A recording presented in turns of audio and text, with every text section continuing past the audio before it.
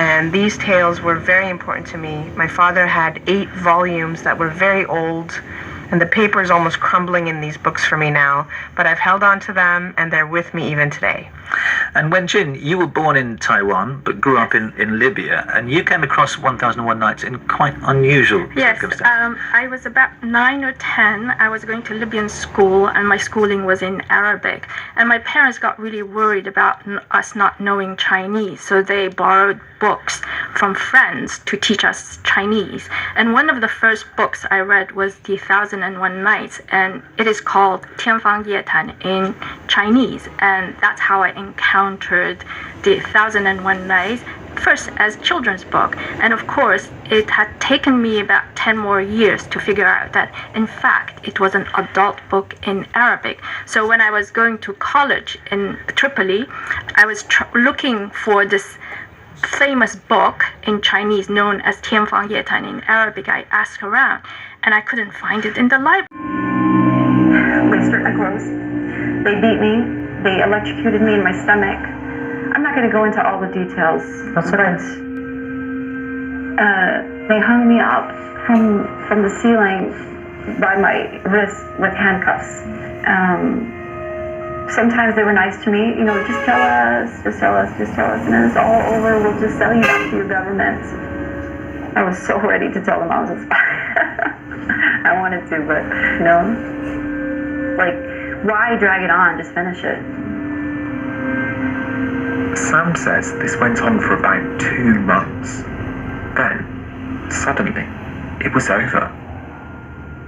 They blindfolded me, they put me in a van, and they dropped me off on the big street next to, like, maybe half a mile away from my house. In the middle of the night. As I sit across from Sam, I have to pause for a moment because of the barbarity she's just described. I'm wrestling with this conflict of wanting to empathise with the person in front of me, but also to do my job as a journalist. I know a torture prison called the Black Stadium existed. I also know that some foreigners that joined ISIS ended up there.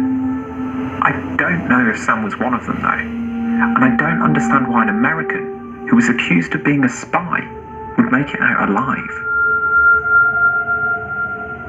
I'm going to have to find a way to check her story. After prison, I gave birth. I have a new baby. I can barely walk. Like, my whole body is scarred and injured, and my husband said he was going to buy a girl. How did that come up? Well, if you want to know the truth of it, I couldn't stand to look at him, and he's a man. Sam seems to be saying that because she wouldn't have sex with Musa, he wanted to buy a girl. He like tries to involve me in this. He tells me it's going to be to help me. She's going to just help me. She's going to be my friend because he knows I don't have any friends. And I think to myself, you know, this would be really great. Before they used to sell them on the street, but after a while, it became more expensive. And that's how she met a girl called Suad. And immediately I fell in love with her. I told my husband, I said, I'm not going home without her. Like, my heart was broken to leave her there. She just looked scared, you know, she just looked really scared, and I just couldn't leave her there. My husband told me that she was really expensive. He told me she was $10,000. I said, I'll pay whatever, I'll take her home with me. Whatever. Even if it's the last thing I have, I'll pay it. I made her a nice room and everything for her. She quickly caught on with my kids. She fell in love with my son and my daughter. After a while, this is getting kind of personal. He was talking to me about having more kids, and I'm like, I'm not having any more children. I'm not having any more children. That's it. He beat the hell out of me.